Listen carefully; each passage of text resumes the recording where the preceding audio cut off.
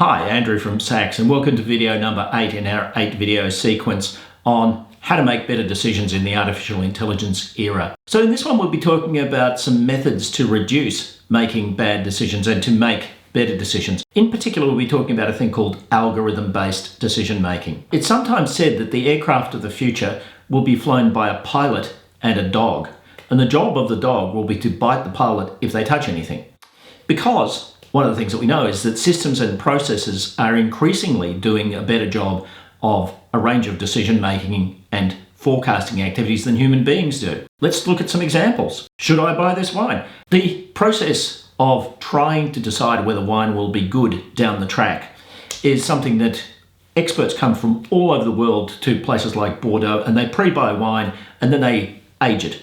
And so if you're good at this, your aged wine will be worth much more than you paid for it, let's say 5 years down the track. So this is a big industry. Ollie Aschenfelder, who's an economist, I believe, decided, well, I don't think that people standing around sipping wine and spitting into buckets are good judges of this. So what he did is he undertook a statistical analysis of the quality of vintages, but he did it through an algorithm. Now, what is an algorithm? An algorithm is a simple mathematical equation where you look at components and you do this evidence-based. Typically what you do is you look at the wine, let's say 5 years down the track, and then you look back at a whole bunch of factors, and there's a range of what are called linear modeling approaches, things like multiple regression, which can statistically analyze what is the best predictor of a good vintage. Ollie Aschenfelder found an algorithm to predict the quality of wine down the track with 0.9 accuracy. If you use the average temperature of the summer growing season, rainfall at harvest time, and total rainfall for the previous winter, 0.9, that may not mean much to you, but in statistics, a correlation of 1 is perfection. 0.9 is a massive correlation, and certainly a lot better than human judgment. Now, this means that if you're choosing your wine correctly, and ultimately down the track people are tasting this wine and saying, hey, this is great, then of course you haven't wasted your money on wine which is not going to come up to scratch, and you've invested heavily in wine which will be good. So that's a really important conclusion. Want to predict how long a project will take and what it will cost? Anybody who builds a house knows that if you think it's going to cost $200,000, it's probably going to cost $400,000 or something like that. I mean, it virtually never is the case that things underrun. Planning fallacy tells us, oh, we planned it all out, so it's all going to be fine. Daniel Kahneman is virtually, I think, the only psychologist ever to win a Nobel Prize. But there is no Nobel Prize for psychology. He won it for economics. And he won it through constructing an idea called reference class forecasting. And that says, if you want to forecast something, don't sit down and plan it and say, okay, well, we will be able to build this in a year. He says, look at similar projects and see how long they took. And in fact, that means that you can undertake much more accurate forecasts. So, for instance, you're going to build an applicant tracking system, you're going to build a human resource information system, you're going to build a competency analysis process, whatever you're going to do. Well, chances are, whatever you think it's going to take you to build that, it's going to take longer and cost more. So why not inquire of other people who've undertaken similar projects and find out how long it took and what it cost them? That's reference class forecasting, and it won the Nobel Prize. The next is about how is this newborn baby likely to develop. This is a beautiful example of where a simple algorithm can make a massive difference in human terms. Newborn babies vary enormously in their levels of health. Some are naturally vital and energetic and full of life, and others may have encountered some sort of a problem along the way, or there could be a genetic challenge or something like that. So the APGAR test was developed. And the APGAR test has proved phenomenally effective in deciding which babies need help from a health point of view. Things like baby skin colour, pulse, breathing, muscle tone. The APGAR test has saved the lives of many babies all over the world. So the baby would be born and maybe historically, this baby doesn't seem quite right, but off they go, give it to the mother and they leave the hospital.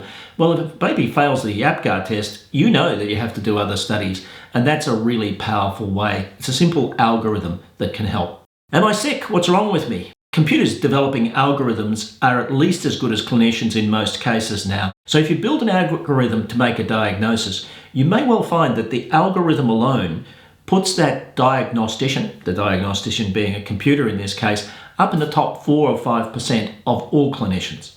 Now, with the improvement in artificial intelligence, I think it's distinctly possible that it will become unethical to diagnose a human illness without support of artificial intelligence. Just imagine that. Clinicians don't like this, by the way, if you talk to them about it, but it may well be that the clinician is ethically constrained sometime in the future to use some kind of an algorithm and to use artificial intelligence, because after all, misdiagnosis happens all the time. And I know that clinicians try their absolute hardest. By the way, I mentioned Paul Meehl's work in psychological diagnosis. I mean, people constantly come across people who are diagnosed with ADHD. It's a kind of a difficult thing to diagnose, and its interpretation is very broad. Maybe it's being overdiagnosed, maybe it's being diagnosed perfectly. I would personally feel more comfortable if artificial intelligence was part of that decision. How about hiring or promoting somebody? Now, this mechanism here is basically science about recruitment accuracy. Recruitment being, I will hire somebody or I will promote somebody into a new role from within our own organisation. Now, what this shows is that the top methods of recruitment actually have a psych testing component to them. Why? Well, because it's algorithmic. In other words, you're not relying on human judgment. We know that the best interviews ever constructed are at best 25% accurate.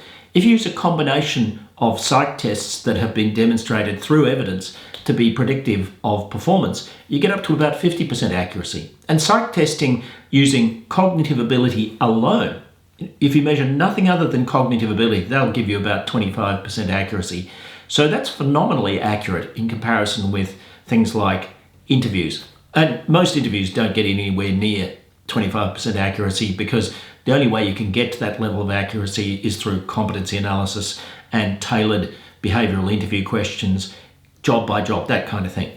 So the alternative is psych testing, and that's something that organisations are turning to worldwide at the moment. A specialised case of this is a thing called high-performance modelling. In high-performance modelling, you will choose a group of employees. Let's say you've got 1,000 salespeople, just to pluck an example out of thin air, but it could be 200 people who are involved in direct service, or it could be policy developers or whatever. What you do is you pick out your best ones, and then you psych test them, and you may choose to behaviourally interview them at the same time so you can develop an understanding of the competencies that are necessary to deliver the job. And you develop a thing called a high-performance model. And the high-performance model compares prospective candidates that have never been in this job with the psych profiles of your best performing people. Now, that is a classic algorithm. The result looks something like this. This is a high-performance model which was constructed for a particular client. And when people get their psych test results from SACS, they'll get a table like this that shows green ticks where a person has a compliance to the high-performance model. In other words, they have the characteristics that their high performers within the organisation have, but red crosses when the person doesn't comply with those ranges. And at the bottom, we will have agreed with the client what a pass mark is, how many of these green ticks a person needs to get. And you'll see that there are characteristics here to do with cognitive ability, counterproductive work behaviours and values and personality. All of those things together say, yes, it's likely that this person will succeed because they compare favourably with our best performers. I mean, that's a classic algorithm. One green tick to summarise a whole bunch of green ticks and red crosses. Now, if a person doesn't get that green tick, then what that means is that you have to be cautious about that hire. You can understand, by the way, if you're undertaking volume recruitment, how valuable this is. When people psych test through us, we give them risk ratings, and you can see at a glance, we've got intelligence, personality, values, counterproductive work behaviours. These things down here are kind of options that a client can go for, and this is where a client's decided to measure absolutely everything. But you look down that list and you see that there are no red high risks. That is a simple algorithm for hiring. Let's talk a little bit about things like machine learning. I think, we talked about high performance modelling, I think in future that we will be able to construct, with the use of artificial intelligence, mechanisms to link back the performance of existing staff with their psych results and to constantly update high performance models based on if this person's succeeding, if this person's doing good stuff, if this person's doing bad stuff. That is very likely. And in fact, we're kind of almost there right now. I mean, there's database compatibility type issues, but we will be there very soon to be able to do that. Algorithms make better decisions than human beings. Now, I know that this is an alarming thought and that not everybody loves this thought, but we talked about investment. You know, some of the best investors in the world invest mathematically. They look for certain characteristics for the things that they will invest in, and they do better than the market because they're not using opinions. Opinions are fraught. So algorithms can help enormously for the decisions that you need to make, and I would suggest looking into algorithm-based decision making for many of your human resources processes. So just to recap what we covered in this video sequence, we started out by talking about decisions and said that good decisions should be reliable and valid, particularly when you're making forecasts, and that's the bulk of the decisions that are made in the human resources world. We also talked about the fact that individuals vary enormously in their capacity to make good decisions. There are certain things that tend to derail people's decision making, like biases and priming, and we looked at the neurology of all of that. And we finished off by talking about a range of approaches like training people to be aware of their biases, which makes them less biased, but then as well as that, to use algorithms to help make better decisions, particularly in things like recruitment, where the algorithms, through appropriate forms of psych testing, are in many cases set up partially. And if you use an approach like high performance modeling, you can tailor it very much to specific jobs or to your organization. Thanks for watching, and I hope that makes it easier for you to make better decisions.